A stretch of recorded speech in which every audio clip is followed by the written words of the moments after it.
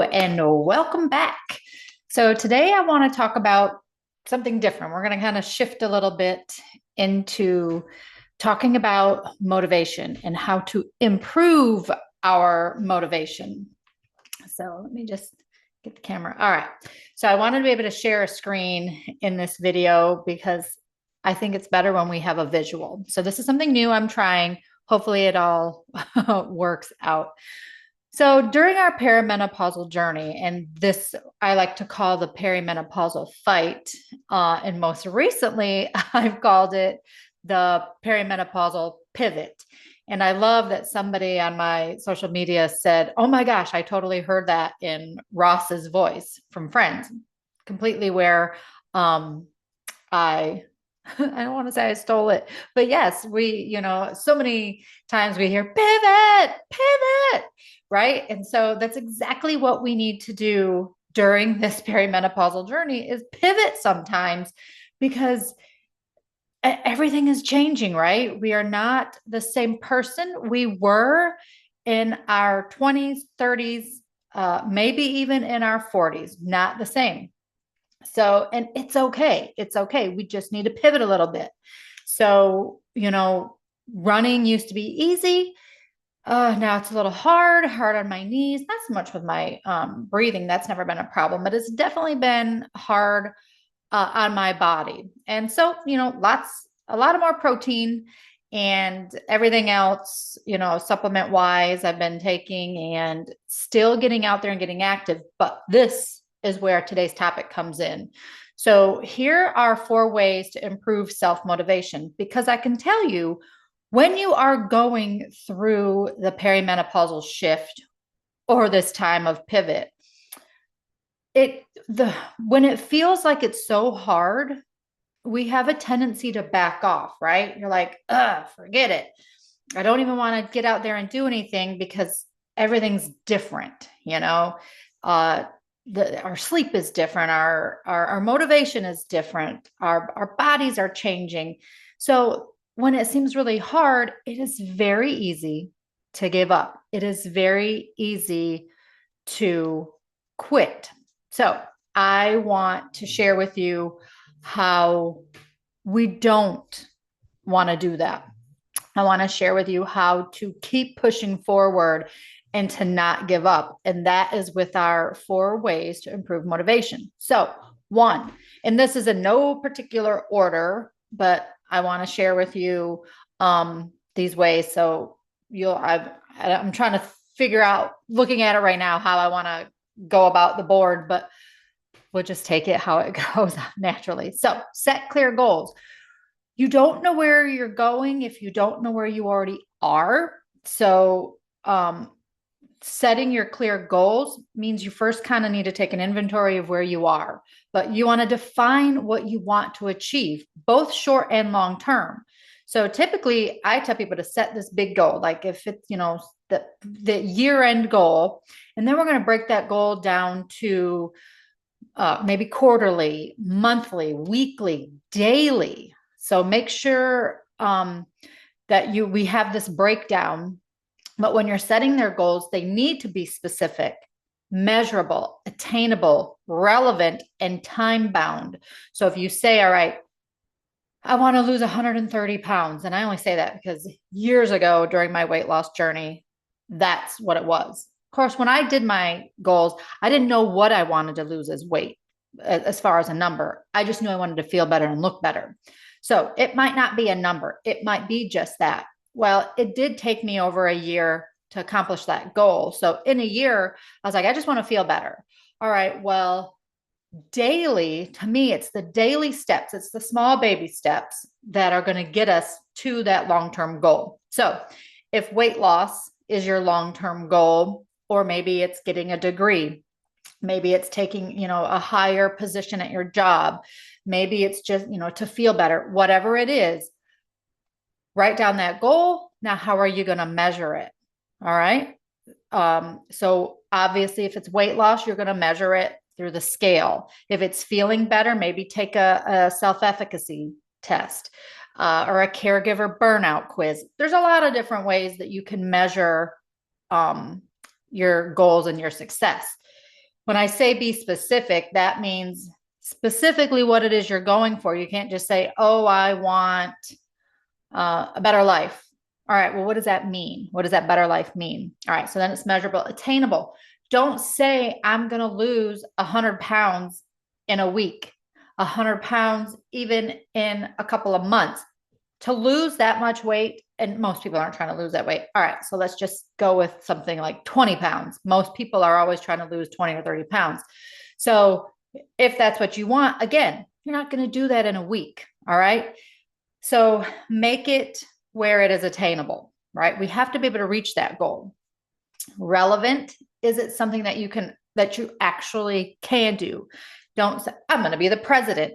All right, well, if you've never even stepped foot into politics, maybe that's not very relevant. Maybe it's a dream, not saying that at some point you can't do that, but let the goal be relevant, in your life. And time bound, you do want to put a time stamp on it. Otherwise, you're just constantly doing it, and you're never going to hit that goal. All right. So when you've set your clear goals, I love, and I do this every year, is to create a vision board. I did this with my girlfriends this past year. It was so much fun. Everybody's board was different.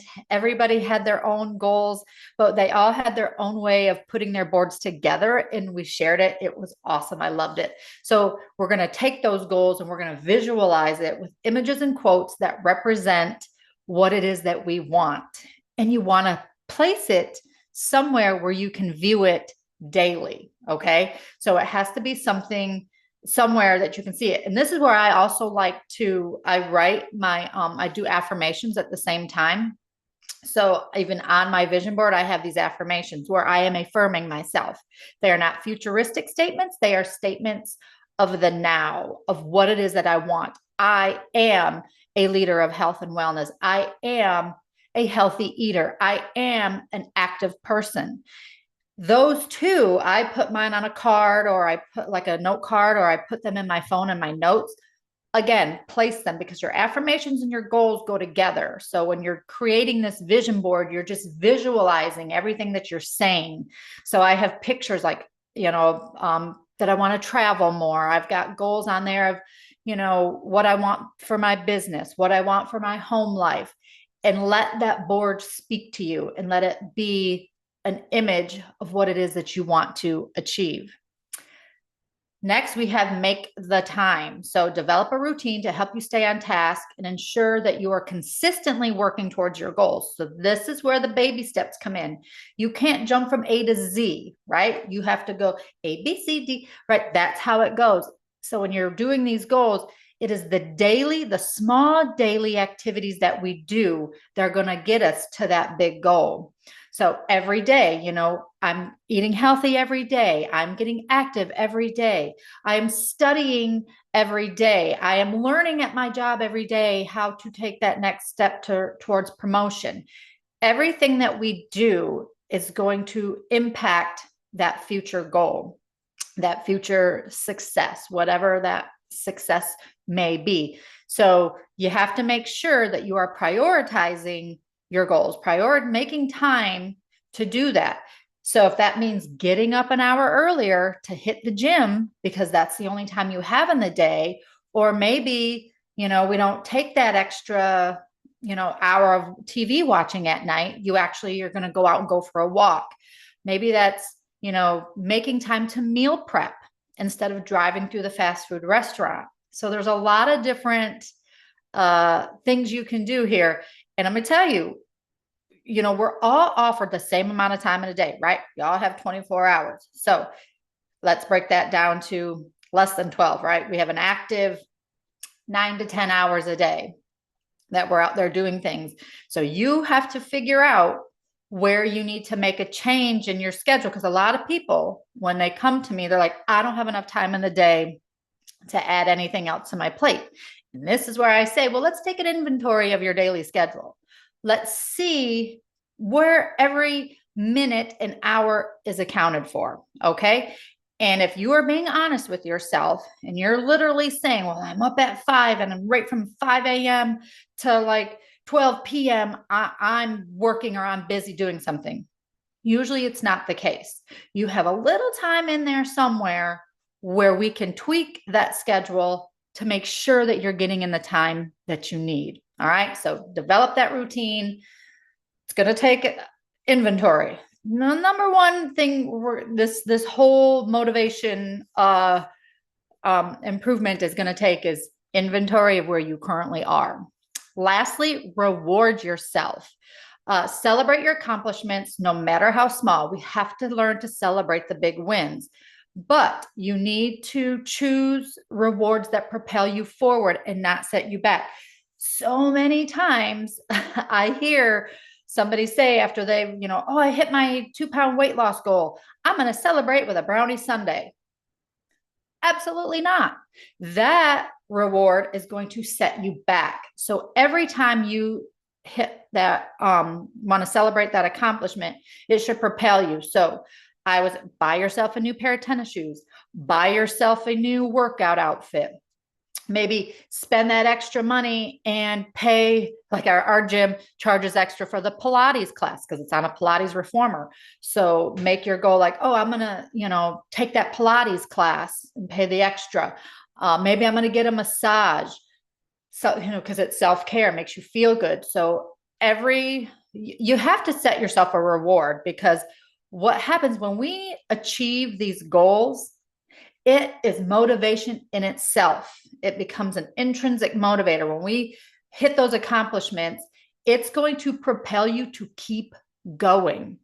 And that's where those rewards, that becomes your extrinsic motivator. It's like, oh, I've set myself this reward. I'm going to achieve that reward.